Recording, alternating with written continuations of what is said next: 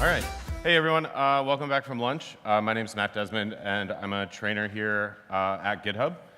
So normally, I travel a lot, so I'm probably at an airport. I'm a huge Bob's Burgers fan. I'm really hoping that that's something that's over here. I made this slide deck, have a bunch of Bob's Burgers references, and then I realized oh man, no idea. So we'll see. Hopefully it's good.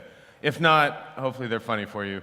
And then before working at GitHub, I documented a bunch of stuff from software to single sign-on stuff. So yeah, let's get into this. So what if I could tell you that I could make git-ing easier? So today we're going to review some helpful aliases that will kind of allow you to work quicker or more efficiently. We're going to talk about some commands that you might already know about or that you're not using, or maybe you're not using correctly. And then we'll kind of dive into really briefly just workflows, just kind of identify how you could be working more effectively or collaborating better with your team.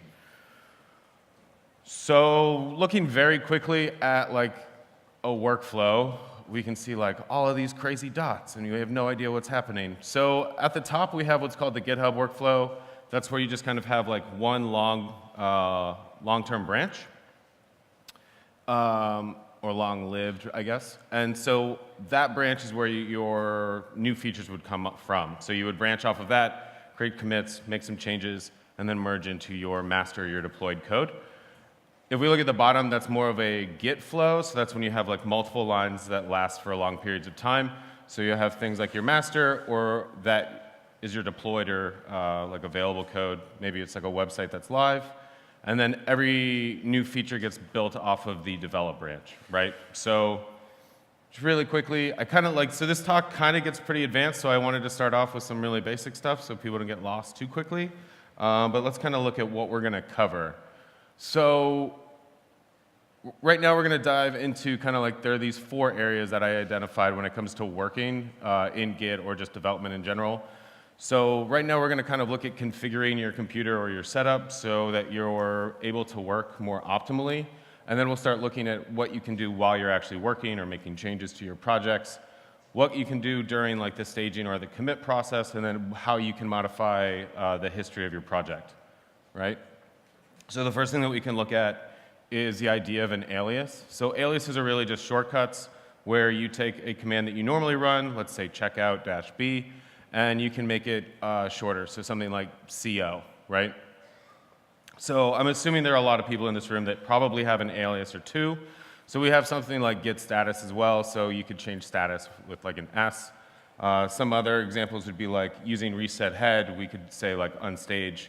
Just commands that you normally would use in a general or everyday use, and you just kind of make it a little bit quicker to type. So now let's look at something that's not as simple as changing git checkout to CO. So this is a alias that will open up the current repository that you're in the browser that's your default browser in your computer or on your computer, right? So this is taken from a blog post by Phil Hacht. The link is at the bottom. So if we run, excuse me, if we run git browse or git open in this case, this will actually open up the repository that we're currently in on our browser. So it'll open up github.com, and you can kind of navigate your browser from there, look at issues, pull requests, etc., as opposed to looking at your files, jumping over to your browser, going to github.com, and then trying to remember what repository you're in. So yeah, we can use that. So it's not as simple. So this kind of shows us that we can make an alias that'll do a little bit more advanced features. So we can actually look at this one as well. So this is another alias that I found while browsing the internet.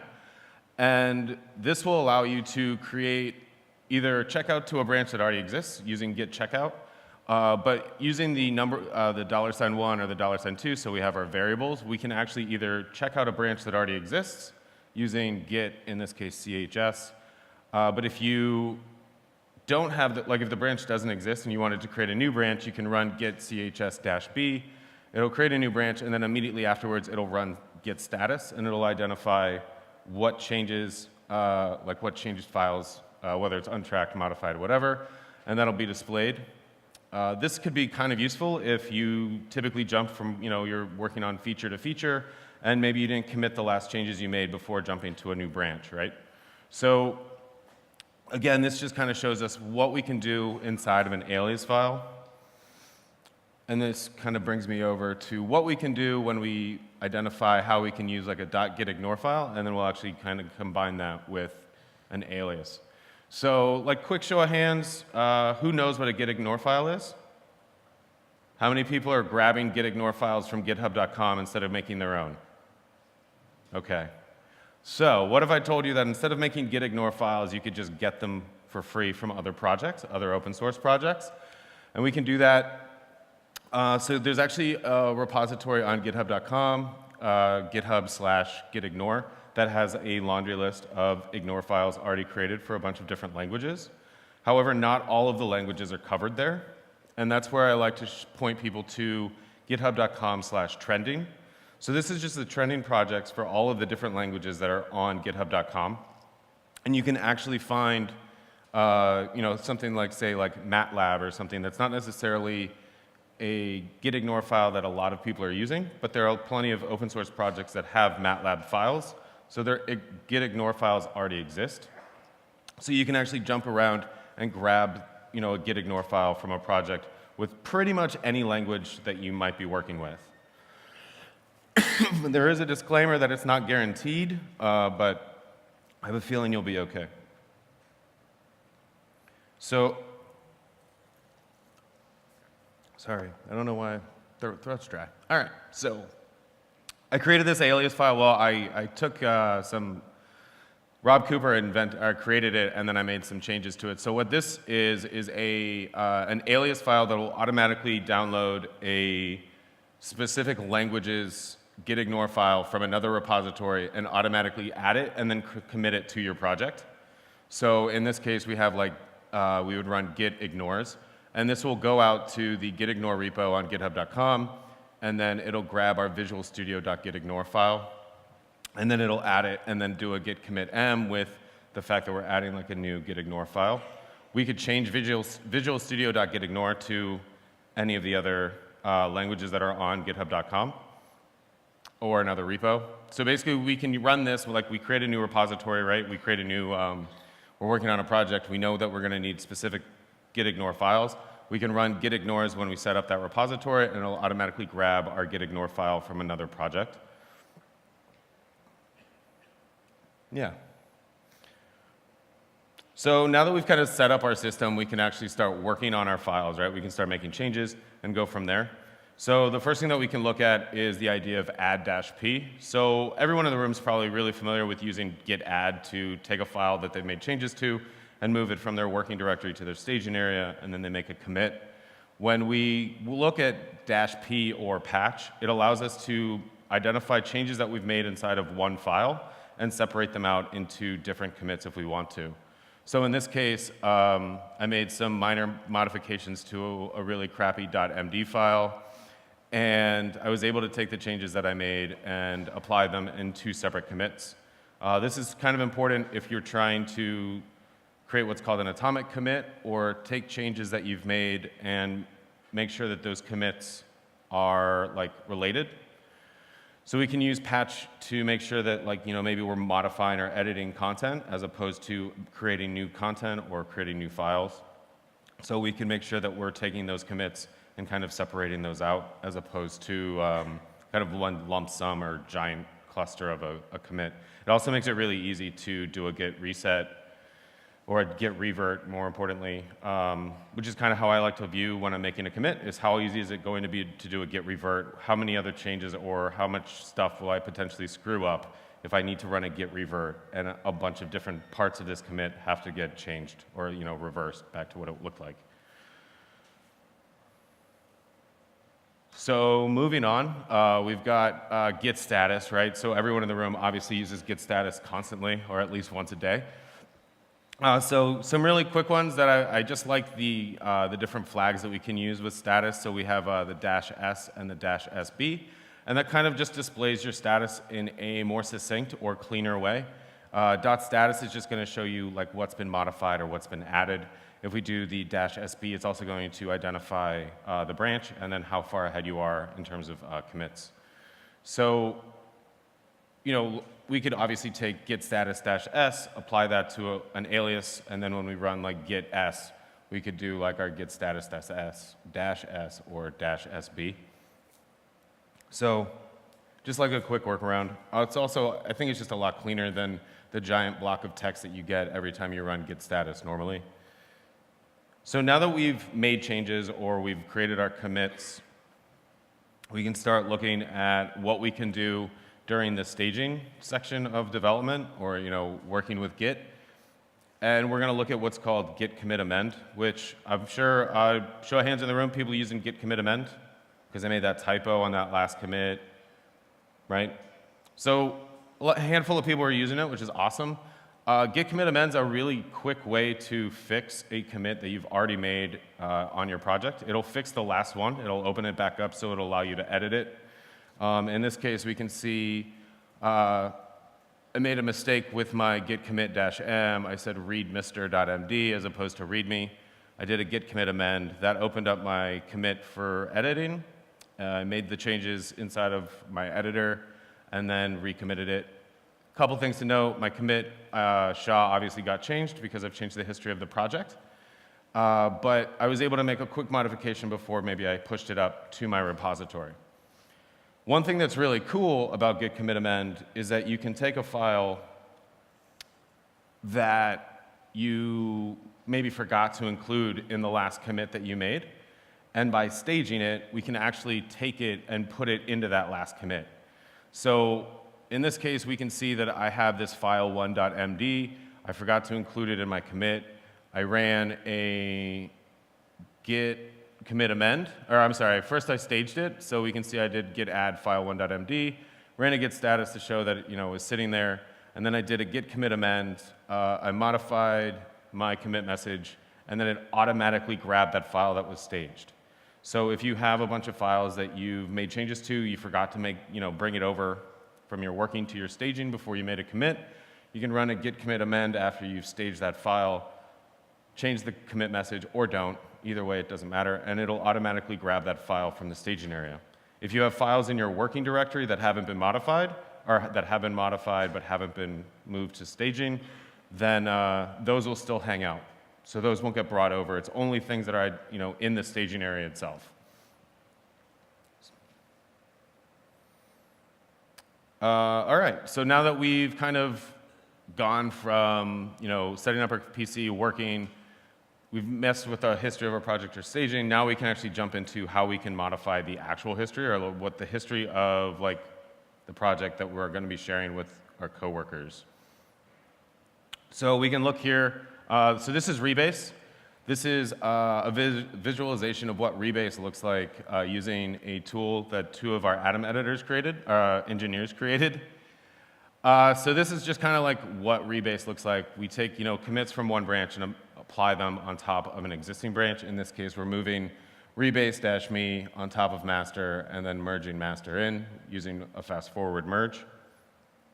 But we can also do something called rebase interactive. So that's rebase-i.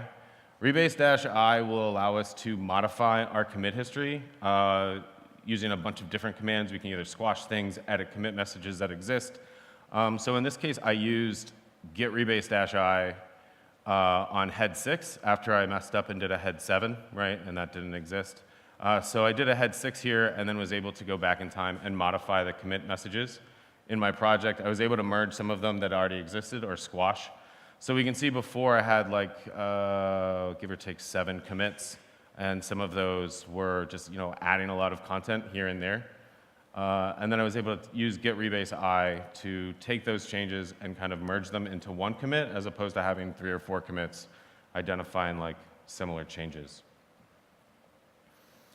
So how many people get tired of getting a commit message pop up for a merge commit and having to just close that out because it's or save it in their editor?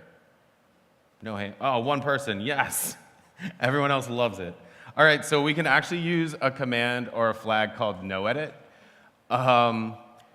So I picked this GIF here because it's kind of dangerous because you're going in and identifying that you don't want to know like what the pop-up is. So like in this one, git merge, new branch, dash dash, no edit. I'm just saying like merge this in. I don't want to see the commit message. I don't want to see the like any kind of pop-up. I just want the merge to happen. If we look at Git documentation, it typically doesn't like talking about no edit for that exact reason. So it's kind of dangerous. But it's also kind of nice to not have to have like your text editor or VI open up just to let you know that you're merging, right? Or something like git commit amending, right? You see what I did there? So here we can do a git commit amend, like maybe I don't need to make a modification to the actual commit that I made. And so I could grab that file, right, that I forgot. I can do a git commit amend, no edit, and then it'll automatically grab that file from staging, and it'll make that commit without me having to open up my text editor or make modifications outside of that. So this is kind of the end of, we'll say, like the CLI stuff. And we're actually going to kind of talk about some of the things that you can use on github.com to make your project life easier or the work that you're doing a little bit more efficient. So who closes issues with pull requests automatically right now? Cool, handful of people, in case you're not turning around and looking back behind you.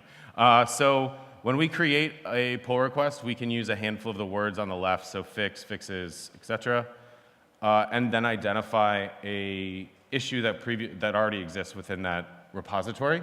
So in this case, I created this like example issue number 1, and when I close this pull request, it's going to automatically close or merge this pull request. It's going to close the issue, and we can see that here at the bottom left. We can see that the issue was closed, and it was closed because it was my pull request number 2 update readme.md was merged in, and then it had referenced it, right? So if you have a group of issues or you have a couple of issues that made a PR happen, you can get those issues to automatically close once you merge your pull request in. So you're kind of keeping your repository clean. You don't have a bunch of random issues that no longer really matter because you've already closed out that pull request, right? It's one less thing that you need to work on or clean up after the end of like a development cycle. Some other things that you can do inside of an issue or a pull request is the idea of checklists. So the checklist on the left-hand side is just an example of how you could make a giant checklist within, say, an issue or a pull request to identify what you need to work on. So this is actually a checklist that I created when I built one of our courses on services.github.com. Quick plug. So here we can see like I have a checklist, and then what's really nice about the UI on github.com is it takes a checklist that exists, and then it'll display it inside of the list of issues or pull requests in your repository. So here we can see like 26 out of 32 were finished, and we still merged it. Probably because it was done, and then I forgot to check things off. The other thing that we use issues for is to vote. So on the right here, we can see, it's kind of blurry, sorry. So on the right, we identified a list of cities that we wanted to visit. And we used voting, we used the reactions inside of an issue to automatically like create this like list of things that we could vote on. And then it creates this like quick visualization of like who's interested in going where. Spoiler alert, Nashville, Tennessee won. But yeah, like one person here, yes. But we were looking at a bunch of other places, typically North America related, just because it's a little bit cheaper for us to stay on that side of the pond. But it would be nice to come back here. Okay, so that's like issues and pull requests and checklists and whatnot. And then the last thing that I wanted to cover is the ability to use git reset to bring files back to life. All right. So in this example, I took a bunch of files and used git reset to go back in history to before I made a bunch of changes. So if we look at this image, I created the repository with the README in file 1, added hello.md, and then I added a new branch.md as well. And then I did a git reset hard back to before I added hello.md or the new branch.md file. And then using git reflog, which is a log of all of the times that head has moved within your repository on your local machine. It's local only, so you can't ask someone on your team to look at their reflog and get the exact same commit history, because it won't happen. So we can look at this and see that I was then able to identify like when I made that, that change, which is the 9238 SHA, so it's kind of at the top there. Did a git reset -- hard back to before I did that first reset hard, and I brought all of my files back to life. It's got like a pretty unique use case, but this would kind of allow you, if you made some changes to files, maybe did a git reset hard and then weren't a huge fan of like maybe the changes that you made or the fact that you deleted some of the files, you can kind of go back in time to back before you even started working on those files that day, right? So it's like pretty unique, but it's something that you could do, as opposed to say maybe creating a new branch off of the branch that you're working on and then experimenting. So if you've kind of gone down the path and you realize that like, oh, I should have made a new branch here, you can always reset or reset mix there and then create that new branch. Okay, so again, I just kind of wanted to create this slide here to, again, go over the fact that we covered a bunch of stuff. I think the multi-command aliases are really interesting. The ability to kind of automate a lot of the things that you already do using like really quick commands is really awesome. Being able to like open your browser up and see the repository that you're working on is pretty cool.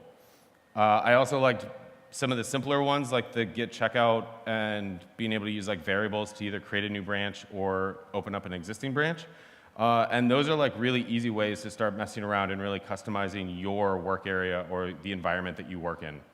And then all of the links to like the different either forum posts or blog posts that kind of identified how people were doing that, I've included. So then you can kind of jump in and kind of make your own, right?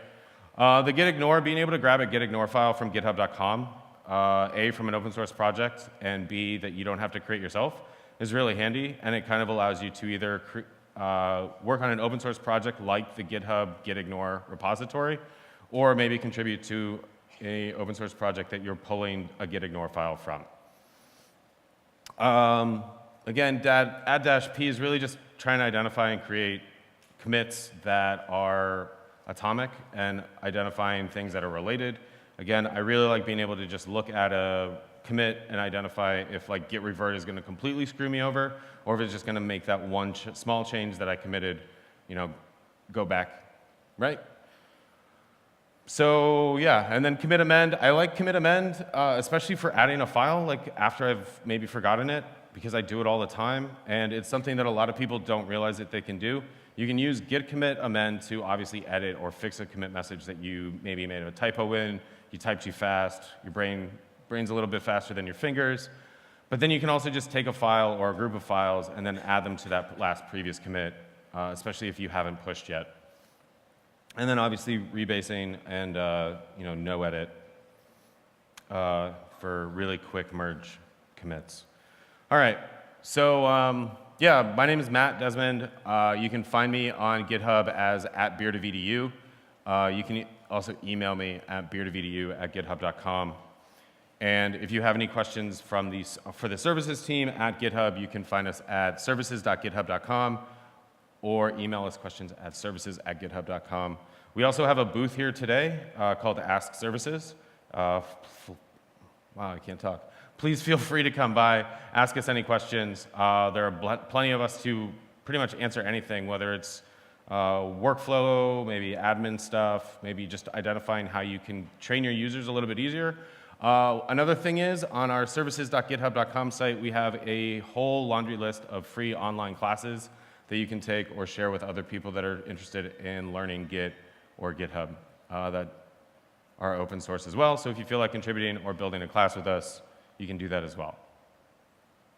All right. And I know we're not supposed to do Q&A, so I had this just because I really liked it. But yeah, that's it. Thanks.